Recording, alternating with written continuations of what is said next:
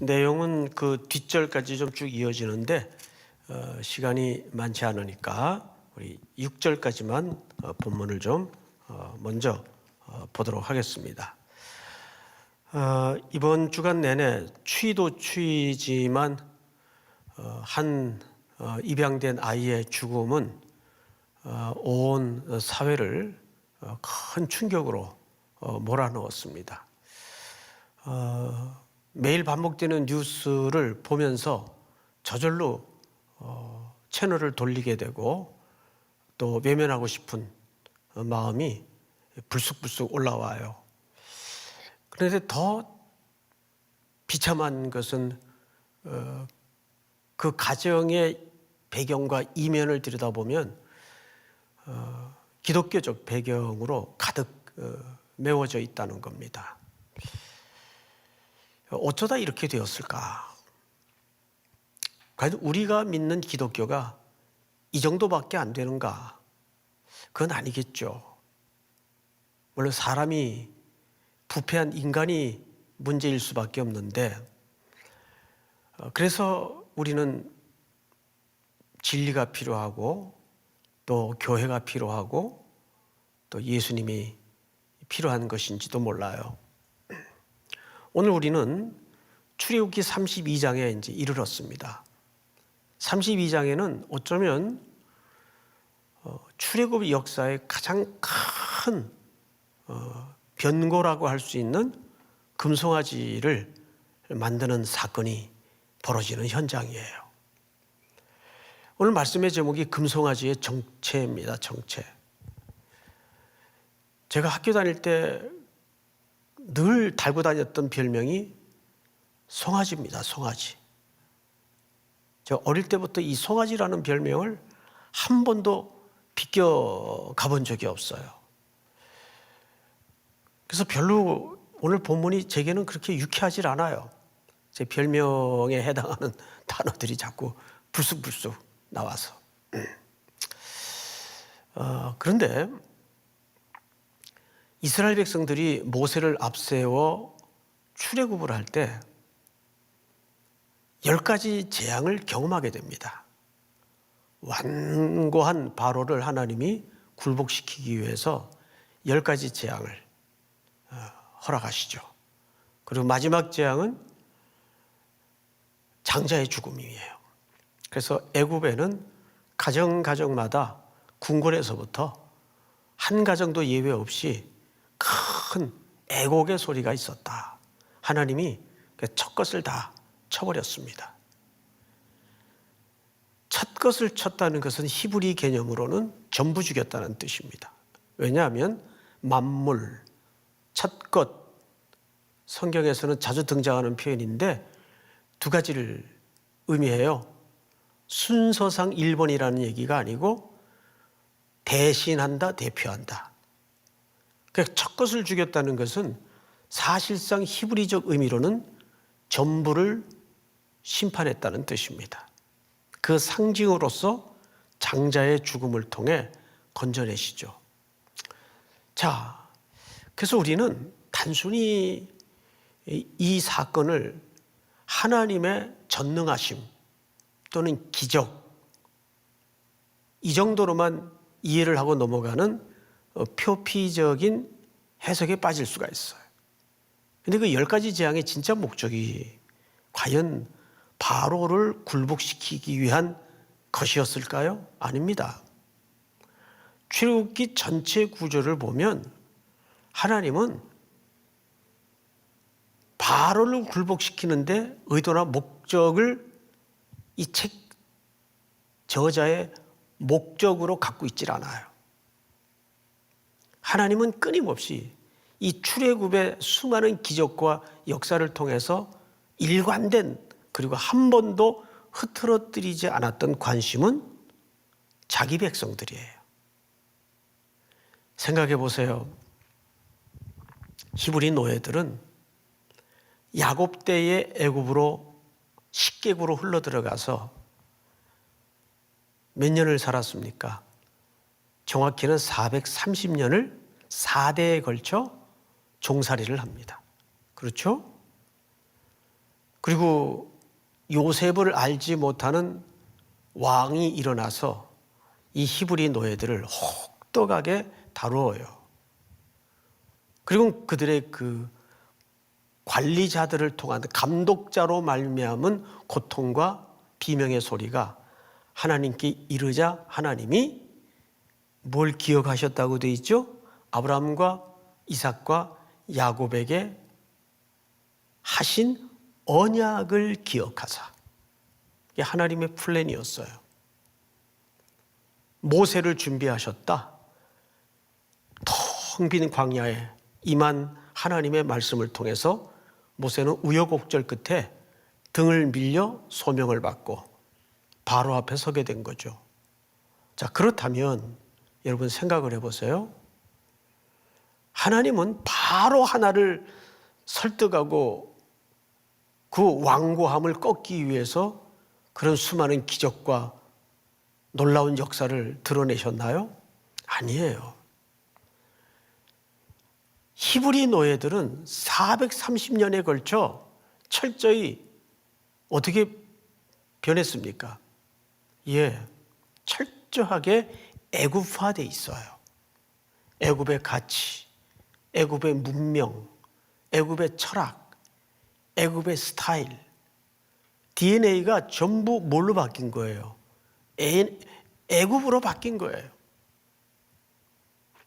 그러니까 하나님의 1차적인 목적은 바로도 아니고 애굽도 아니에요. 그런 기적과 역사와 은총을 드러내셔서 하나님의 백성들에게 하나씩 눈금을 그어가면서 눈을 뜨게 만드는 것이 하나님의 1차적인 출애굽의 진짜 목적입니다. 근데 우리는 자꾸 그런 기적을 보면 하나님께서 애굽을 징벌하시고 바로를 징벌하시는 것이 1차적인 목적이었을 거라고 속을 수가 있어요. 아닙니다. 지금도 마찬가지예요. 이런 지구적인 재난, 재앙을 통해서 하나님의 1차적인 목적은 자기 백성들에게 있어요.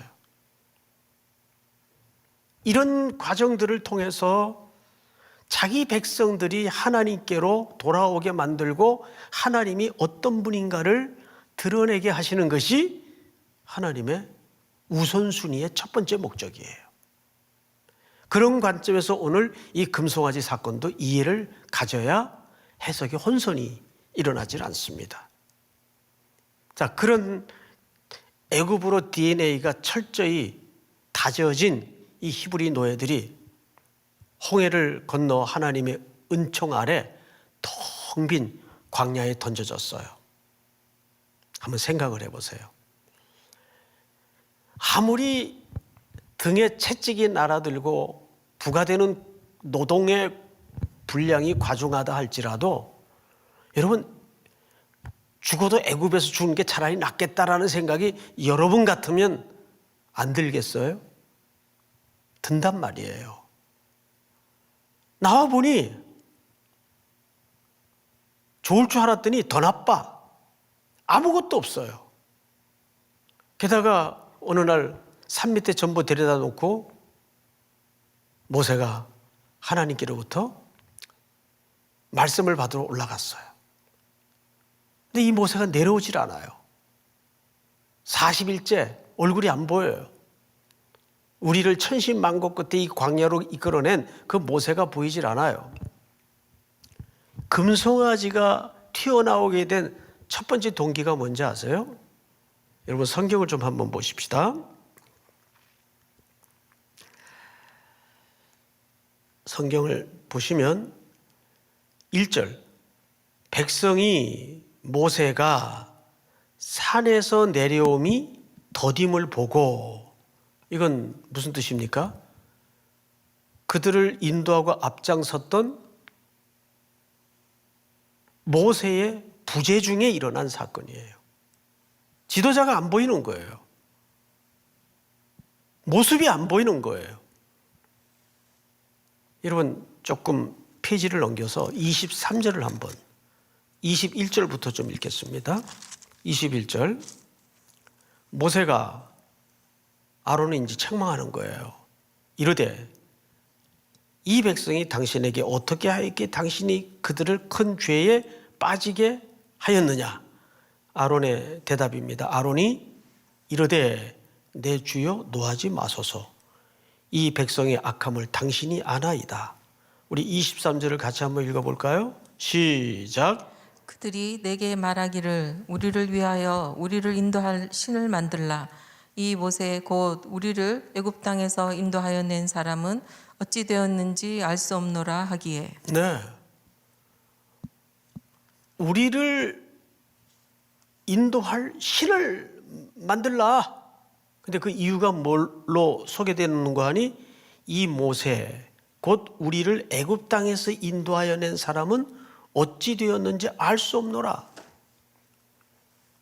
그러니까 이 백성들의 신앙과는 아직도 뭐에 의존하고 싶은 속성과 가치관을 버리지 못하는 거죠? 보이는 것. 보이는 것을 의지하고 싶은 것이 인간의 끊임없는 속성이에요. 계속 우리 지도자는 어디 갔냐? 모세가 안 보인다. 그러니까 우리를 인도해야 될 신을 만들자. 이게 중요한 동기입니다. 금송아지가 나오게 된 동기예요. 우리 찬송가에도 그런 가사가 있죠. 이 눈에 아무 증거 아니 배여도 믿음만을 굳게 잡고 나갑시다. 여러분, 이렇게 우리 삶의 환경 속에서 어떤 만져지지도 않고 느껴지지도 않고 아무것도 대답스러워 보이는 것이 정답 같은 것들이 보여지질 않아요. 그럴 때 우리에게 정말 필요한 건 뭐죠? 약속. 하나님의 약속이에요. 그래서 하나님은 이 백성들을 위해서 십계명이라는 걸 주셨어요. 그런데 지금 준 지 얼마 안 돼서 이들은 그 십계명을 정면으로 도전을 하는데 우리 출애굽기 20장 2절을 한번 보십시다. 2절. 나는 너를 애굽 땅 종되었던 집에서 인도하여 낸 네 하나님 여호와니라. 뭔가 패턴이 좀 비슷하죠. 지금 이 하나님이 모세를 통해 주신 이 십계명의 패턴을 누가 우상을 만드는데 악용하고 있어요. 이스라엘 백성들이에요. 지금 출애굽기 20장 2절을 그대로 띄워놓고 돌려서 오늘 본문 1절을 다시 한번 보세요. 제가 읽겠습니다. 백성이 모세가 산에서 내려오미 더딤을 보고 모여 백성이 아론에게 이르러 말하되 일어나라 우리를 위하여 우리를 인도할 신을 만들라. 이들을 인도했던 신도 누구시고 인도하는 신도 누구시고 인도할 신도 누구십니까? 출애굽기 20장 2절에 어떻게 명시했었어요? 나는 너를 애굽 땅 종되었던 집에서 인도하여 낸 네 하나님 여호와니라. 그러니까 지금 백성들이 뭘 패러디한 겁니까?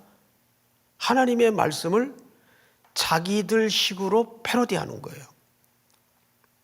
여러분, 기가 막힌 게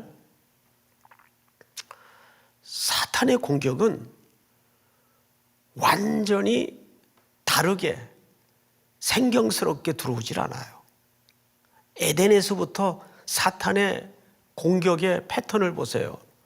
늘 말씀을 인용하고 하나님의 말씀을 패러디해서 우리를 자꾸 속여요.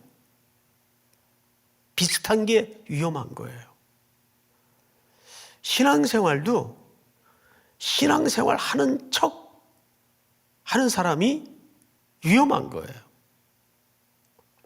제가 그 컴패션의 서정인 대표하고 어느 날 아침에 그 조반을 좀 같이 할 일이 있었어요. 그분이 그 북쪽의 그 어려운 아이들을 위해서 자주 당시에는 왔다 갔다 하던 때인데,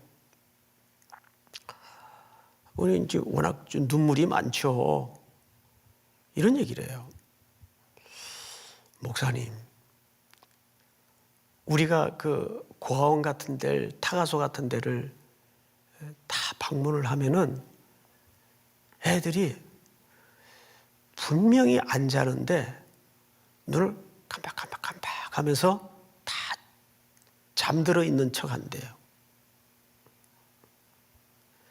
그러면서 말 끝에 아주 소름이 돋는 얘기를 하는데, 근데 목사님, 그때 제가 깨달은 게 있어요. 진짜 잠든 아이들은 깨울 수가 있는데 잠자는 척 하는 애들은 깨울 수가 없대요. 무슨 말인지 아시겠어요? 진짜 잠드는 아이들은 깨우면 일어난대요. 근데 잠든 척 하는 애들은 안 일어난대요. 이것이 우리 신앙생활 속에 혹 빠질 수 있는 함정은 아닐까? 신앙인들도 보면은 진짜 잠들어 있는 사람은 말씀에 충격이 가해지고 도전이 가해지고 하면은 쑤셔서 아파서 깰 수도 있고 또 회개도 해요. 근데 진짜 어려운 게 뭔지 아세요? 흉내내는 사람들, 비슷한 사람들, 이런 사람들이 회개하기도 어렵고 잘 회개를 안 해요. 질기죠. 사탄은 그걸 잘 이용합니다. 그래서 에덴 동산에서도 보면은 사탄이 전혀 다른 말 가지고 첫 인류를 무너뜨리지 않았어요. 사탄이 꺼내들었던 무기가 뭐예요? 하나님이 했던 말씀을 살짝 비슷하게 만들어요. 비틀어요. 정말 먹지 말라고 하더냐?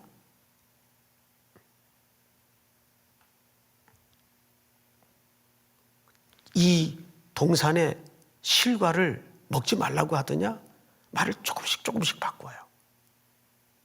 그러니까 비슷하니까 인류는 속죠. 그런 일들이 너무 많아요. 지금도 문제는 기독교가 문제가 아니에요.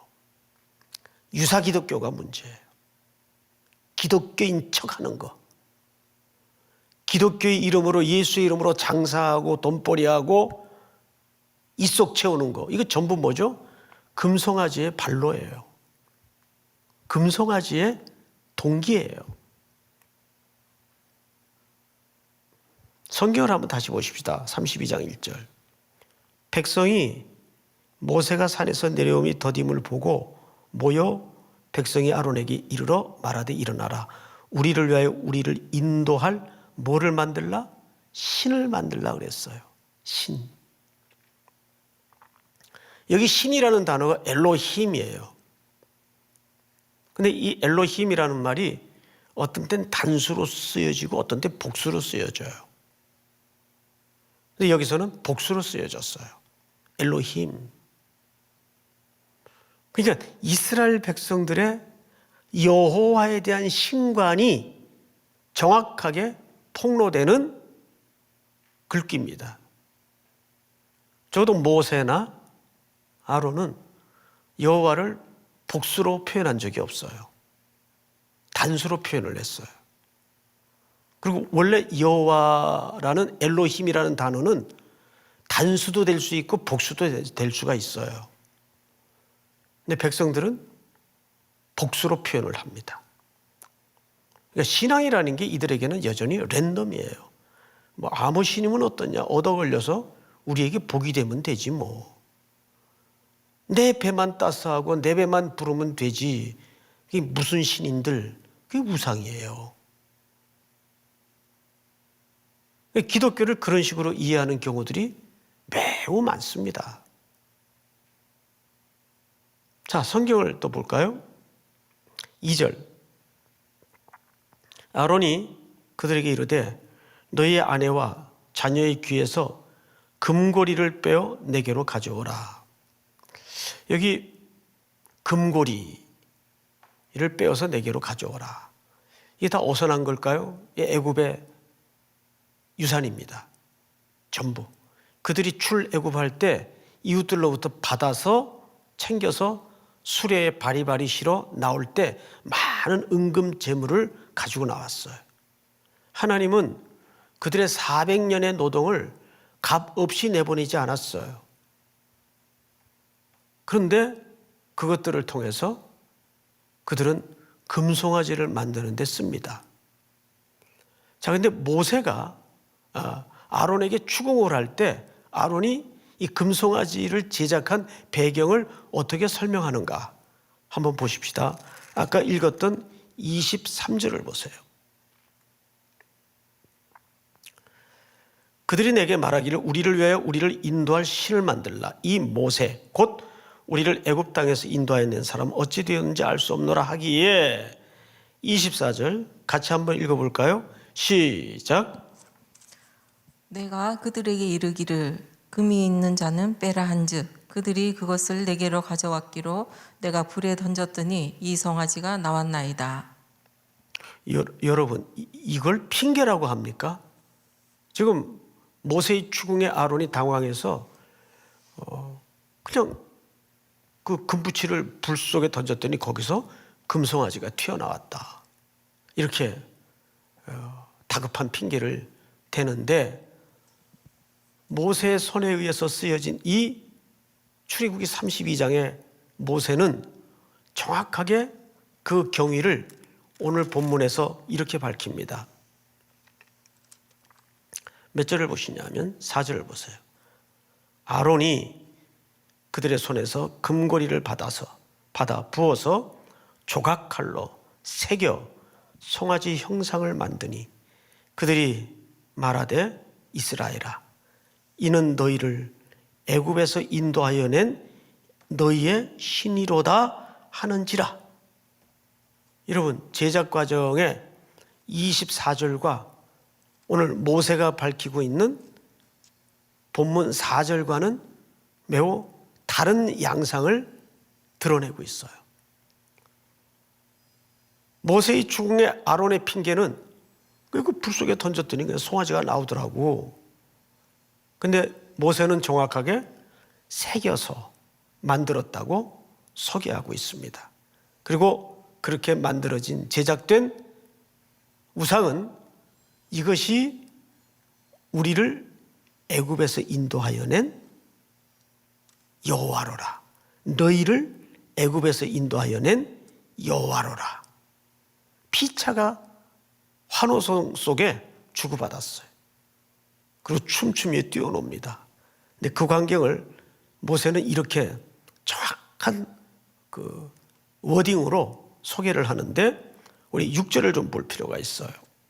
이튿날에 그들이 일찍이 일어나 번제를 드리며 화목제를 드리고 백성이 앉아서 먹고 마시며 일어나서 어떻게 하더라?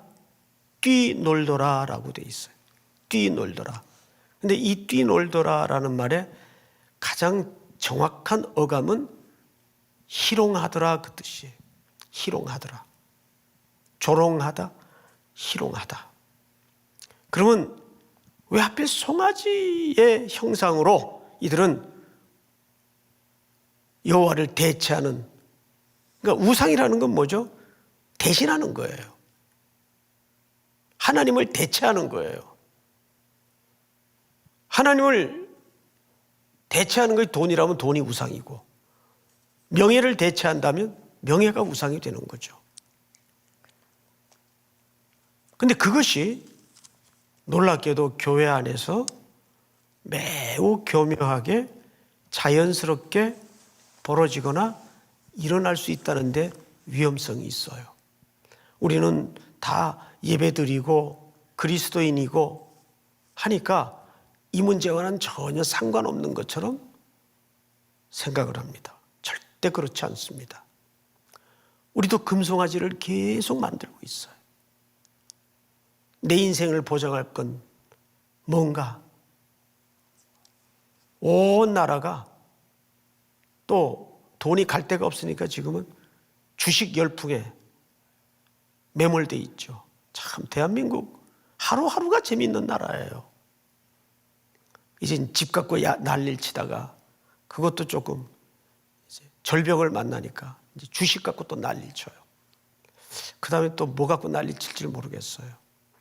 여러분, 거기에 우리의 피난처가 있질 않고 거기에 우리의 희망과 소망이 있질 않아요. 결국 이 금송아지 사건은 오늘 우리들에게 내 안에도 우리 가정 안에도 우리 교회 안에도 하나님의 이름으로, 그러니까 이스라엘 백성들이 이 금송아지를 만들 때는 이걸 여호와로 만들었어요. 그들이 이해하는 여호와는 적어도 참되신 하나님과는 진리상 거리가 멀었던 여호와예요. 유일하신 하나님을 만든 게 아니에요. 자기들의, 그래서 계속 이 32장에서 제일 많이 나오는 언어가 뭔지 아십니까? 우리를 위하여, 우리를 위하여, 우리를 위하여.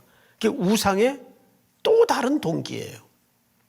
기독교는 우리를 위하여 존재하는 종교가 아닙니다.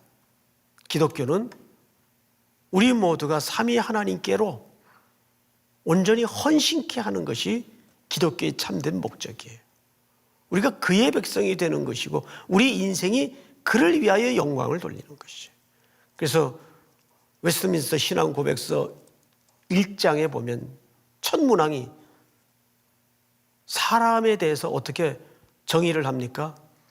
사람의 본분이 무엇인가? 하나님께 영광을 돌리는데 그 목적이 있다. 이런 참 특별한 시대와 상황 안에 던져진 우리 성도들과 우리 교회는 더 깊은 본질에 창념을 해서 이러한 상황들을 하나님께서 우리로 하여금 왜 허락하셨는가? 모두에도 말씀을 드렸지만 출애굽의 기적과 역사는 바로를 꺾기 위함도 목적이 아니고 애굽을 굴복시키고 멸절시키기 위함도 목적이 아니에요. 내 백성 이스라엘아, 그 백성들에게 하나님은 어떤 분인가? 성경은 크게 두 가지밖에 얘기 안 하잖아요. 그 두 가지가 뭐예요? 하나님은 어떤 분인가? 그리고 그분은 우리를 어떻게 사랑하시는가? 이 출애굽 과정에서 그걸 다 보여주셨어요. 그 10가지 기적을 경험하면서 히브리 노예들은 매일 한 가지씩 기적이 터질 때마다 깜짝깜짝 놀라면서 신앙의 눈금이 커가요. 그리고 마지막 결론은 뭐예요? 6월절 어린 양의 죽음을 통해서 장자의 심판을 경험하면서 어린 양의 피로 우리가 구원을 얻는구나. 그것이 하나님이 우리를 사랑하시는 최종적 방식이었구나. 그리고 최고의 방식이었구나. 그래서 하나님은 우리를 향하여, 여러분 이 사실 하나를 믿으시기 바랍니다. 하나님은 우리를 향하여 최선을 다하시는 분이 아니에요. 항상 최고를 준비하세요. 믿으십니까? 하나님은 우리를 위하여 최선을 다하시는 분이 아니에요. 최고를 준비하시는 분이에요. 여러분 그 약속을 다시 한번, 아무것도 보이지 않고 이 백성들이 처한 환경처럼 아무 소리도 들리지 않고 아무 답도 만져지지 않고 느껴지지 않을 때일수록 성도들과 교회는 신실하신 하나님의 약속을 붙들고 계속 하나님께서 최고의 날을 우리에게 선물하실 그 순간을 기대하고 기도하면서 나아가는 복된 밤이 될 수 있기를 축복합니다. 아멘. 우리 288장 찬송을 좀 같이 부르도록 하겠습니다. 예수로 나의 구주 삼고 288장.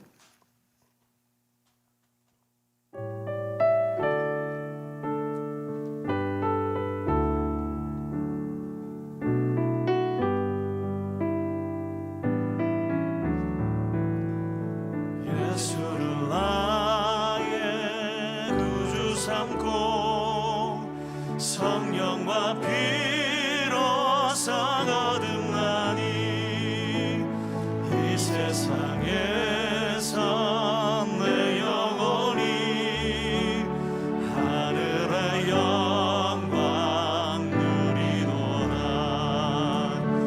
이것이 나의 간증이요 이것이 나의 찬송일세. 나 사는 동안 끊임없이 구주를 찬송하리로다. 온전히 주께 맡긴 내 영 사랑의 음성을 듣는 중에 천사들 왕래하는 것과